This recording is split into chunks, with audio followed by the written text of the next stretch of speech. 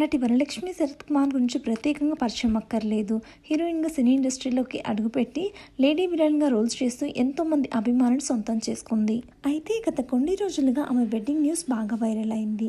ఈ మార్చ్ 1న ముంబైకి చెందిన ఆర్ట్ గ్యాలరీ నిర్వాహకుడు నికోలా సచ్దేవ్తో ఆమె ఎంగేజ్మెంట్ ఘనంగా జరిగింది. కానీ సచ్దేవ్కి ఆల్రెడీ మ్యారేజ్ అయ్యి 14 సంవత్సరాల కాషా అనే పాప ఉన్న సంగతి తెలిసిందే.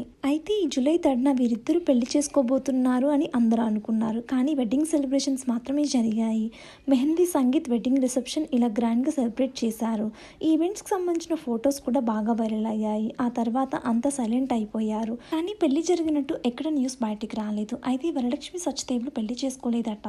వీరి పెళ్లి మరో 2 రోజుల్లో జరగబోతుంది. వారికి ఎంతో ఫేవరెట్ డెస్టినేషన్ అయిన బ్యాంకాక్లో ఫ్యామిలీ ఫ్రెండ్స్ మధ్య పెళ్లి చేసుకోబోతున్నారట ఈ జంట.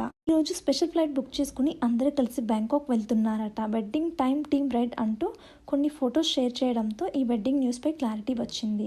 ఇక వరలక్ష్మి పెళ్లి ఎలా జరగబోతుందో అని ఆమె ఫ్యాన్స్ ఎంతో ఎదురు చూస్తున్నారు. ఈ వీడియోని లైక్ చేసి షేర్ చేసి ఇలాంటి మరిన్ని వీడియోస్ కోసం మన ఛానల్ని తప్పకుండా సబ్స్క్రైబ్ చేయండి. Thank you for watching.